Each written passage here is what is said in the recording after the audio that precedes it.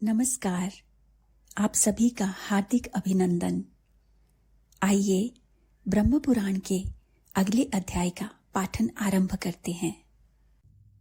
कोणादित्य की महिमा। ब्रह्मा जी कहते हैं, भारतवर्ष में दक्षिण समुद्र के किनारे ओंड्र देश के नाम से विख्यात एक प्रदेश है जो स्वर्ग एवं मोक्ष देने वाला है। समुद्र से उत्तर विरज मंडल तल का प्रदेश पुण्यात्माओं के संपूर्ण गुणों द्वारा सुशोभित है। उस देश में उत्पन्न जो जितेंद्रिय ब्राह्मण तपस्या एवं स्वाध्याय में संलग्न रहते हैं, वे सदा ही वंदनीय एवं पूजनीय हैं। उस देश के ब्राह्मण श्राद्ध, दान, विवाह, यज्ञ अथवा आचार्य कर्म सभी कार्यों के लिए उत्तम हैं। वे षटक्रम परायण, वेदों के पारंगत विद्वान, इतिहास वेता, पुराण विशारद, सर्वशास्त्र कुशल, यज्ञशील तथा राग द्वेष से रहित होते हैं। कोई वैदिक अग्निहोत्र में लगे रहते हैं और कोई स्मार्त अग्नि की उपासना करते हैं। वे स्त्री, पुत्र और धन से संपन्न, दानी और सत्यवादी होते हैं तथा यज्ञोत्सव से विभूषित पवित्र उत्कल देश में निवास करते हैं। वहाँ क्षत्रिय आदि अन्य 3 वर्णों के लोग भी परम संयमी, स्वकर्म परायण, शांत और धार्मिक होते हैं। उक्त देश में भगवान सूर्य कोणादित्य के नाम से विख्यात होकर रहते हैं। उनका दर्शन करके मनुष्य सब पापों से मुक्त हो जाता है। मुनियों ने कहा, सुरश्रेष्ठ, पूर्वोक्त ओंड्र देश में जो सूर्य का क्षेत्र है, जहाँ भगवान भास्कर निवास करते हैं, उसका वर्णन कीजिए। इस प्रकार हम उसे भी सुनना चाहते हैं। ब्रह्मा जी बोले, मुनिवरों, लवण समुद्र का उत्तर तट अत्यंत मनोहर और पवित्र है। वह सब और वालू का राशि से आच्छादित है। उस सर्वगुण संपन्न प्रदेश में चंपा, अशोक, मौलसिरी, करवीर यानी कनेर, गुलाब, नाग केसर, ताड़, सुपारी, नारियल, कैत और अन्य नाना प्रकार के वृक्ष चारों ओर शोभा पाते हैं। वहाँ भगवान सूर्य का पुण्य क्षेत्र है जो संपूर्ण जगत में विख्यात है। उसका विस्तार सब ओर से 1 योजन से अधिक है। वहाँ सहस्त्र किरणों से सुशोभित साक्षात भगवान सूर्य निवास करते हैं।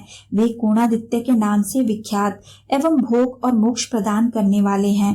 वहाँ माघ मास के शुक्ल पक्ष की सप्तमी तिथि को इंद्रिय संयम पूर्वक उपवास करे, फिर प्रातःकाल शौच आदि से निर्वृत्त हो एवं विशुद्ध चित्त हो सूर्य देव का स्मरण करते हुए विधि पूर्वक समुद्र में स्नान करे, देवता, ऋषि और मनुष्य का तर्पण करे।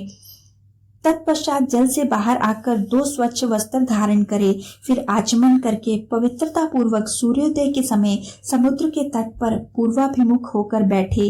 लाल चंदन और जल से तांबे के पात्र में एक अष्टदल कमल की आकृति बनाए जो केसर युक्त और गोलाकार हो। उसकी कर्णिका ऊपर की ओर उठी हो। फिर तिल, चावल, जल, लाल चंदन, लाल फूल और कुशा उस पात्र में रख दें। तांबे का बर्तन ना मिले तो मदार के पत्ते का दोना बनाकर उसमें तिल आदि रखें। उस पात्र को एक दूसरे पात्र से ढक रखें। इसके बाद हृदय आदि अंगों के क्रम से अंगन्यास और करन्यास करके पूर्ण श्रद्धा के साथ अपने आत्म स्वरूप भगवान सूर्य का ध्यान करें। पूर्वोक्त अष्टदल कमल के मध्य भाग में तथा अग्नि, नेत्रुति, वायव्य और ईशान कोणों के दलों में एवं पुनः मध्य भाग में क्रमशः प्रभूत, विमल, सार, आराध्य, परम और सुख रूप सूर्य देव का पूजन करें। इसके अनंतर वहां आकाश से सूर्य देव का आवाहन करके कर्णिका के ऊपर उनकी स्थापना करें। तत्पश्चात हाथों से सुमुख, संपुट आदि मुद्राएं दिखाएं। फिर देवता का स्नान आदि कराकर एकाग्रचित हो इस प्रकार ध्यान करें। भगवान सूर्य श्वेत कमल के आसन पर तेजो मंडल में विराजमान है। उनकी आंखें पीली और शरीर का रंग लाल है। उनकी 2 भुजाएं हैं। उनका वस्त्र कमल के समान लाल है। वे सब प्रकार के शुभ लक्षणों से युक्त और सभी ग्रहों के आभूषणों से विभूषित हैं। उनका रूप सुंदर है। वे वर देने वाले, शांत एवं प्रभा पुंज से देदीप्यमान है। तदनंतर उदय काल में सिनग्ध सिंदूर के समान अरुण वर्ण वाले भगवान सूर्य का दर्शन करके अर्घ्य पात्र लें। उसे सिर के पास लगाएं और पृथ्वी पर घुटने टेक कर मौन हो एकाग्रचित से त्रैक्षर मंत्र का उच्चारण करते हुए सूर्य को अर्घ्य दें। जिस पुरुष को दीक्षा नहीं दी गई वह भाव युक्त श्रद्धा के साथ सूर्य का नाम लेकर ही अर्घ्य दे, क्योंकि भगवान सूर्य भक्ति के द्वारा ही वश में होते हैं। अग्नि, नैत्रृति, वायव्य एवं ईशान कोण, मध्य भाग तथा पूर्व आदि दिशाओं में क्रमशः हृदय, सिर, शिखा, कवच, नेत्र और अस्त्र की पूजा करें। फिर अर्घ्य दे गंध, धूप, द्वीप, नैवेद्य निवेदन कर जप, स्तुति, नमस्कार तथा मुद्रा करके देवता का विसर्जन करें। जो ब्राह्मण, क्षत्रिय, वैश्य, स्त्री और शूद्र अपनी इंद्रियों को वश में रखते हैं और सदा संयम पूर्वक भक्ति भाव और विशुद्ध चित्त से भगवान सूर्य को अर्घ्य देते हैं, वे मनोवांछित भोगों का उपभोग करके परम गति को प्राप्त होते हैं। जो मनुष्य तीनों लोकों को प्रकाशित करने वाले आकाश विहारी भगवान सूर्य की शरण लेते हैं, वे सुख के भागी होते हैं। जब तक भगवान सूर्य को विधि पूर्वक अर्घ्य न दिया जाए तब तक श्री विष्णु, शंकर अथवा इंद्र का पूजन नहीं करना चाहिए। अतः प्रतिदिन पवित्र हो प्रयत्न करके मनोहर फूलों और चंदन आदि द्वारा सूर्य को अर्घ्य देना चाहिए। इस प्रकार जो सप्तमी तिथि को स्नान करके शुद्ध एवं एकाग्रचित्त हो सूर्य को अर्घ्य देता है, उसे मनोवांछित फल प्राप्त होता है। रोगी पुरुष रोग से मुक्त होता है, धन की इच्छा रखने वाले को धन मिलता है, विद्यार्थी को विद्या प्राप्त होती है और पुत्र की कामना रखने वाला मनुष्य पुत्रवान होता है। इस प्रकार समुद्र में स्नान करके सूर्य को अर्घ्य दें, उन्हें प्रणाम करें, फिर हाथ में फूल लेकर मौन हो सूर्य के मंदिर में जाएं। मंदिर के भीतर प्रवेश करके भगवान कोणादित्य की 3 बार प्रदक्षिणा करें और अत्यंत भक्ति के साथ गंध, पुष्प, धूप, दीप, नैवेद्य, साष्टांग प्रणाम, जय जयकार तथा स्तोत्रों द्वारा उनकी पूजा करें। इस प्रकार सहस्त्र किरणों द्वारा मंडित जगदीश्वर सूर्य देव का पूजन करके मनुष्य 10 अश्वमेध यज्ञों का फल पाता है। इतना ही नहीं, वह सब पापों से मुक्त हो दिव्य शरीर धारण करता है और अपने आगे पीछे की 7 पीढ़ियों का उद्धार करके सूर्य के समान तेजस्वी एवं इच्छानुसार गमन करने वाले विमान पर बैठकर सूर्य के लोक में जाता है।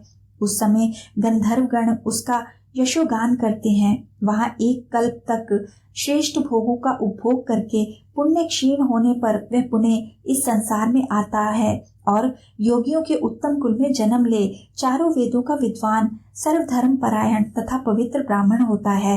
तदनंतर भगवान सूर्य से ही योग की शिक्षा प्राप्त करके मोक्ष पा लेता है। चैत्र मास के शुक्ल पक्ष में भगवान कोणादित्य की यात्रा होती है। यह यात्रा दमन भज्जिका के नाम से विख्यात है। जो मनुष्य यह यात्रा करता है उसे भी पूर्वोक्त फल की प्राप्ति होती है। भगवान सूर्य के शयन और जागरण के समय संक्रांति के दिन विषुव योग में उत्तरायण या दक्षिणायन आरंभ होने पर रविवार को सप्तमी तिथि को अथवा पर्व के समय जो जितेंद्रिय पुरुष वहां की श्रद्धा पूर्वक यात्रा करते हैं वे सूर्य की ही भांति तेजस्वी विमान के द्वारा उनके लोक में जाते हैं। वहां पूर्वोक्त क्षेत्र में समुद्र के तट पर रामेश्वर नाम से विख्यात भगवान महादेव जी विराजमान है, जो समस्त अभिलक्षित फलों को देने वाले हैं। जो समुद्र में स्नान करके वहां श्री रामेश्वर का दर्शन करते हैं और गंध, पुष्प, धूप, दीप, नैवेद्य, नमस्कार, स्तोत्र, गीत और मनोहर वाद्यों द्वारा उनकी पूजा करते हैं, वे महात्मा पुरुष राजसूय तथा अश्वमेध यज्ञों का फल पाते हैं और परम सिद्धि को प्राप्त होते हैं। आज के पाठन को यहीं विराम देते हैं और आगे के पाठन के लिए हमारे साथ फिर से जुड़िएगा। आइए साथ मिलकर ब्रह्मा जी के इस पवित्र मंत्र से आज का समापन करते हैं। ओम ब्रह्मणे नमः। ओम ब्रह्मणे नमः। ओम ब्रह्मणे नमः। ओम ब्रह्मणे नमः। ओम ब्रह्मणे नमः। ओम ब्रह्मणे नमः। ओम ब्रह्मणे नमः। धन्यवाद।